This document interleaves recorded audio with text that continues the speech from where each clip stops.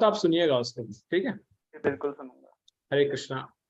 Yes हरे गौतम कृष्णा। जी, प्रभु जी आप बताइए प्रभु जी, आपकी यात्रा हम आपको एकदम स्पॉटलाइट में कर देते हैं ताकि सब देख सकें आपको अच्छे से। आप बताइए। तो जी सबसे पहले तो हम लोग गए थे मायापुर धाम, जो कि है वेस्ट बंगाल में। मैं बहुत ज़्यादा डिटेल में नहीं करूंगा क्योंकि आई नो थोड़ा सा टाइम हो गया है, बट शॉर्ट में मैं, क्योंकि धाम गए हैं, धाम की यात्रा करी है, तो धाम की महिमा है, तो बाकी भक्तों को के साथ में शेयर करना चाहिए, सबको प्रेरणा मिलती है। यस। तो मायापुर धाम जो है वो श्री चैतन्य महाप्रभु का जन्म स्थान है।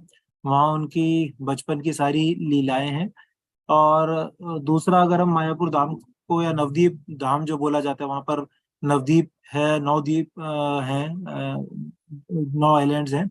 तो वो एक तरीके से उसको सेकंड या पैरेलल वृंदावन कहा जाता है। जिस तरीके से भगवान श्री कृष्ण ने वृंदावन को धरती पे उतारा था, क्योंकि राधा रानी ने कहा था कि मैं तभी मतलब अवतार लूंगी, आऊंगी धरती पे जब आप वहां पर वृंदावन को स्थापित करेंगे। तो भगवान श्री कृष्ण ने राधा रानी के लिए वृंदावन को धरती पे अवतरित किया था। उसी प्रकार राधा रानी ने एक लीला है उनकी, उस लीला में श्री कृष्ण भगवान को मनाने के लिए, उनको प्रसन्न करने के लिए उन्होंने मायापुर नवदीप धाम की का अवतरण किया था। तो ये दोनों आपस में एक तरीके से पैरेलल माने जाते हैं। जैसे वृंदावन धाम की महिमा है, उसी तरीके से नवदीप मायापुर धाम की भी महिमा है। और श्री चैतन्य महाप्रभु का वहाँ पे जन्म स्थान है। तो वहां पे वो नीम का वृक्ष, जिसके नीचे उनका जन्म हुआ था, जिसकी वजह से उनका नाम निमाई पड़ा था, वो वृक्ष है। हम उस वृक्ष पे गए, तो वो अपने आप में एक बहुत अमेजिंग अनुभव था कि मतलब नॉट ओनली वो वृक्ष, बल्कि वो एक रोड है। उस रोड पे बहुत सारे उनकी लीला स्थली है। जैसे वहां पर श्रीवास आंगन है, जहाँ पर श्रीवास जो प्रभु हुए थे, जो उनमें आते हैं पंच तत्वों में, उनका स्थान है वहां पे। और भी वहां पर बहुत सारी जगह है। तो उस रोड पे या उस जगह पे मूवमेंट करते टाइम ऐसा, मतलब मेरा रियलाइजेशन ऐसा था, ऐसी फीलिंग आती कि ऐसा लगता है कि यहाँ पर चैतन्य महाप्रभु ने अपने पार्षदों के साथ में लीलाएं करी है। वो यहाँ पर इस स्थान पे रहे हैं, जन्म लिया है, घूमते फिरते रहे होंगे आज से 500 550 साल पहले, और हम एग्जैक्टली उसी जगह पे खड़े हैं। तो कितने, मतलब भगवान ने की कितनी कृपा है कि उन्होंने ऐसा सौभाग्य मनुष्यों के लिए भी उन्होंने रखा कि वो एग्जैक्टली उसी जगह पे आ जा सकते जहाँ पर स्वयं भगवान एक समय पे प्रेजेंट थे। तो एक तो वो है।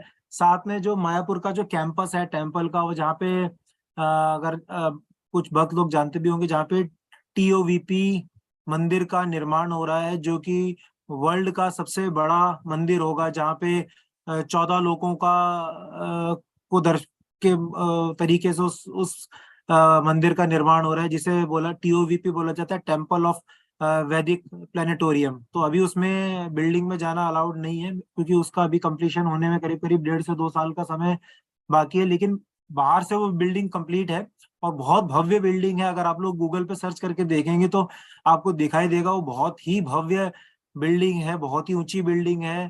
तो वो मतलब जब वो वो खुलेगा तो वो अपने आप में अमेजिंग होगा। बट उससे पहले अभी जो वहाँ पे जो विग्रह हैं, जैसे वहां पे पंच तत्व के विग्रह हैं, राधा माधव और अष्ट सखियों के विग्रह हैं, और नरसिंह देव भगवान के विग्रह हैं। तो जनरली अगर हम लोग, फॉर एग्जांपल, आप सबने अगर अपने आसपास लोकल इस्कॉन टेम्पल में गए हैं, या लेट्स से अगर आप वृंदावन में भी गए हैं, तो जनरली जो हमने विग्रह देखे हैं, वो हम जैसे ना, हम ऐसे तो हम ऐसे करके देखते हैं, जैसे थोड़ा सा सिर उठा के देखते हैं। लेकिन अगर आप मायापुर में हैं और वहां पर आप बिल्कुल विग्रह के सामने, बिल्कुल जो फ्रंट होता है वहां पर अगर आप खड़े हैं, तो आपको विग्रहों को ना ऐसे सिर उठा के देखना पड़ेगा। वो इतने भव्य, इतने ऊंचे विग्रह हैं कि उनको देख के लगता है कि वाकई में भगवान के बहुत, मतलब सुंदर और अच्छे बड़े विग्रह वहां पर बने हुए हैं। पंच तत्व के पूरे 5 बड़े बड़े विग्रह हैं, राधा 8 माधव फुट के, 8 फुट के प्रभु जी, 8 फुट के बड़े बड़े विग्रह हैं। और मायापुर का जो कैंपस है इन इटसेल्फ, जो इस्कॉन का जो कैंपस है, वो इतना बड़ा कैंपस है कि मतलब आप वहां पर इजीली नहीं जा सकते एक जगह से दूसरी जगह पे। वहां पर आपको अंदर एक, सिर्फ विद इन कैंपस में, बाहर की बात नहीं कर रहा हूँ, सिर्फ इस्कॉन टेम्पल का जो कैंपस है उसके अंदर मूवमेंट करने के लिए आपको ई रिक्शा की जरूरत पड़ेगी। वहां पर मतलब 5, 6 या 7 बड़े बड़े आश्रम जैसे हैं जहाँ पर लोगों के ठहरने की व्यवस्था है, जहाँ पर एक बार में 1000, 500, 2000 लोग ठहर सकते हैं। तो ऐसे 5, 6, 7 बड़े बड़े आश्रम वहां पर बने हुए हैं, और उसमें भी एक आश्रम से दूसरे आश्रम में जाने के लिए आपको ई रिक्शा की जरूरत पड़ेगी, गौशाला तक जाने के लिए आपको ई रिक्शा की जरूरत पड़ेगी। तो बहुत ही बड़ी, बहुत ही भव्य जगह है। उसके गुरुकुल अलावा भी है वहाँ आस पर बच्चों का। क्या कह रहे हैं माता जी?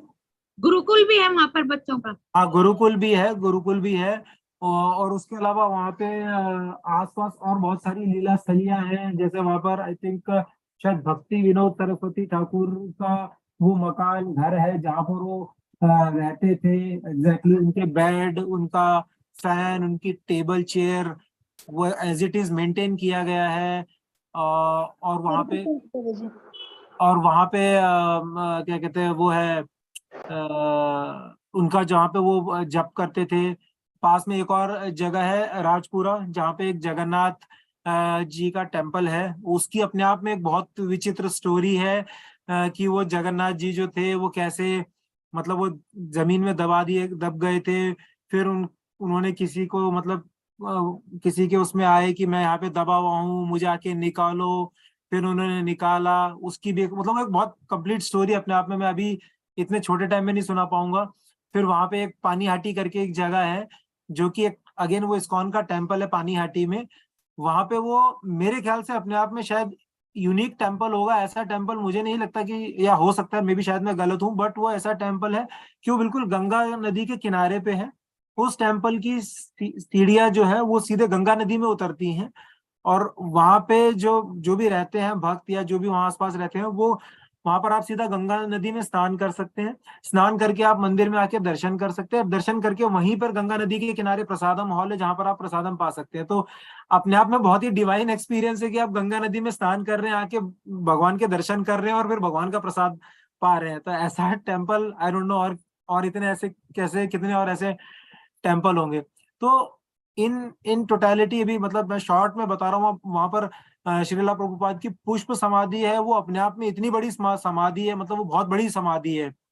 और भी वहां पर बहुत बड़े बड़े जो आचार्य हुए हैं या जो बड़े सीनियर वैष्णव हुए हैं, उनकी रियल समाधियां हैं वहां पे।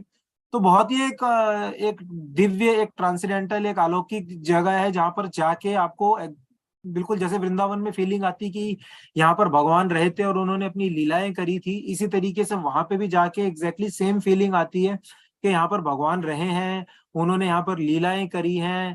तो मतलब बहुत अमेजिंग एक्सपीरियंस है। और साथ में क्योंकि हम लोग टेम्पल की तरफ से गए थे, तो हमारे करीब 130 135 लोगों का ग्रुप था। तो आप लोग इमेजिन कर सकते हैं एक 28 से 30 घंटे की हमारी एक साइड की जर्नी थी। 28-30 घंटा जाना, 28-30 घंटा आना। तो ट्रेन में भी इतने सारे भक्त जब इकट्ठे मिलके जा रहे हैं, हम लोगों ने ट्रेन में मंगला आरती करी, नरसिंह आरती करी, गौर आरती करी। इवन स्टेशन पे जब हम दिल्ली स्टेशन से निकले, हम लोग दिल्ली स्टेशन पे सब करीब 1-1.5 घंटा पहले असेंबल हो गए थे। तो वहां पर 70-80 भक्त मिलके हरे कृष्ण का संकीर्तन कर रहे हैं। आते जाते बहुत भीड़ वहां पे इकट्ठी हो गई थी, लोग देख रहे थे। तो अपने आप में मतलब अमेजिंग एक्सपीरियंस था। मैं सबको प्रार्थना करूंगा कि आप लोग भी कोशिश करिए अगर जा सकते हैं, और कोशिश करिए अकेले या फैमिली में जाने की बजाय अगर आप ग्रुप में जाएंगे तो आपको और ज्यादा आनंद आएगा और ज्यादा लाभ मिलेगा। हरे कृष्णा प्रभु। हरे कृष्ण गुरु जी, बहुत सुंदर कृष्णा। धन्यवाद। इसका ज्योति माता जी आप कुछ कहना चाह रहे थे ना शायद?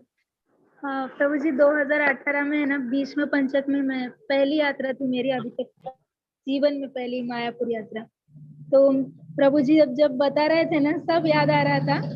और जब भी हम यात्रा में रास्ते में चलते तो ऐसा लगता था कभी एक बार तो भी ऐसा दृश्य आए कि चैतन्य महाप्रभु गंगा जी के किनारे कीर्तन कर रहे हैं सबको लेके।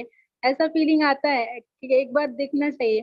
और एक स्थान है वहां पे जहाँ विष्णुप्रिया माता जी जो सेकंड वाइफ थी चैतन्य महाप्रभु की, तो उनके विग्रह है। मीन्स चैतन्य महाप्रभु के विग्रहों की वो सेवा करती थी।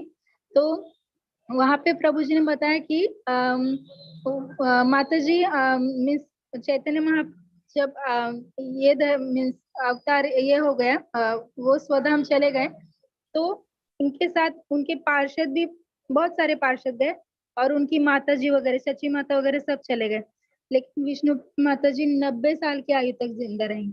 90 साल की आयु तक उन्होंने एक अकेली जिंदा रही, और आखिरी के दिनों में सिर्फ वो चावल का एक दाना लेती थी। एक दाना मीन्स ऐसे इतना कठिन आयुष्य उन्होंने ये किया ना, बहुत व्यतीत किया। और उस वक्त हम मंदिर में एक माता जी थी, वो मीन्स वो पूना की थी, लेकिन वो बहुत डिवोटेड है ऐसा मैंने सुना था इन अन्य भक्तों के साथ। और हम अचानक उनकी और मेरी भेंट वगैरह, हम रोने लगे। उसका कारण मैं बता नहीं सकती, लेकिन वो जो लीला विष्णु माता जी की सुनी ना, तो इतना डिफिकल्ट होता है कि स्वयं भगवान के विरह में ऐसी भक्ति करना बहुत डिफिकल्ट होता है। तो बहुत अच्छा अनुभव था, और प्रभु जी जो बता रहे थे ना, सच में ऐसा लग रहा था मायापुर में ही है। हरे कृष्णा, थैंक यू। हरे कृष्णा, धन्यवाद। हरे कृष्ण प्रभु जी। यस शिवा माता जी। प्रभु जी मैं तो जस्ट मतलब बाकी प्रभु जी ने जो बताया वो तो है ही, लेकिन मेरा जस्ट एक जो एक्सपीरियंस था, मतलब जब मैंने सबसे पहली बार बिल्कुल सामने से महाप्रभु को देखा और उनके पार्षदों को देखा, मेरे को जस्ट एकदम से ऐसा लगा जैसे भगवान मेरे सामने विराट रूप दिखा रहे हैं। जो पिक्चर हम देखते हैं ना विराट रूप के अंदर, मुझे लगा भगवान इतने बड़े, इतना विराट, मतलब एक साथ जैसे 5-5 दिखाई दे रहे हैं आपको, तो मतलब विराट रूप अर्जुन को कुछ इसी प्रकार से दिखाई दे रहा होगा।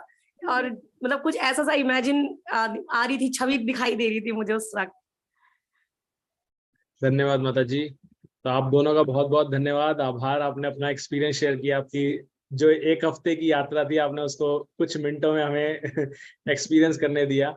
और इससे आई एम श्योर बाकी लोगों को भी प्रेरणा मिल रही होगी, जिस तरह से आपने बताया कि मायापुर धाम अवश्य जाके आए, वहाँ का जो भव्य मंदिर है।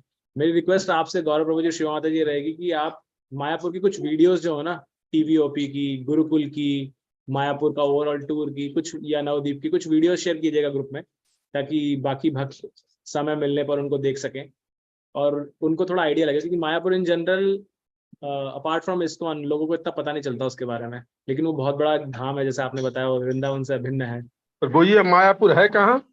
तो ये वेस्ट बंगाल में। आपके तो कंपैरेटिवली नजदीक है हमसे। लग रहा है 1 घंटे का रास्ता है आगे। हाँ प्रभु जी जब एक्चुअली स्टार्टिंग में ना रहता था कि चैतन्य महाप्रभु भगवान है, तो उससे पहले जब वो बस ट्रेन में कथाएं भी बता रहे थे ना, और बता रहे थे कहाँ का भगवान के बारे में वर्णन है, गरुड़ पुराण में है, आपके स्कंद पुराण के अंदर बताया, काफी जगह उन्होंने बताया कि यहाँ वर्णन है। तो वो सुन के और थोड़ा सा मतलब भगवान के प्रति और होता है कि हाँ, लेकिन जब वहां जाते ना, जब साक्षात देखते हैं कि हम ही नहीं मतलब लाखों में भक्त हैं, लाखों में, और वो मतलब भगवान के एक दर्शन देख के, नरसिंह भगवान को देख के ऐसे रोंगटे खड़े हो रहे थे। मतलब मेरी गुड़िया तो बोल रही, मतलब कहा जाता है कि वो उनका उग्र रूप है, लेकिन वो मेरे को मंगल आरती में बोलती है कि मैया देखो नरसिंह देव जी दांत दिखा के स्माइल कर रहे हैं। तो मैं ये कितनी पायस सोल है, इसको भगवान जी हंसते हुए दिख रहे हैं। और मतलब कहते हैं कि जबकि वो बड़ा उग्र रूप है उनका, वहां के विग्रह का।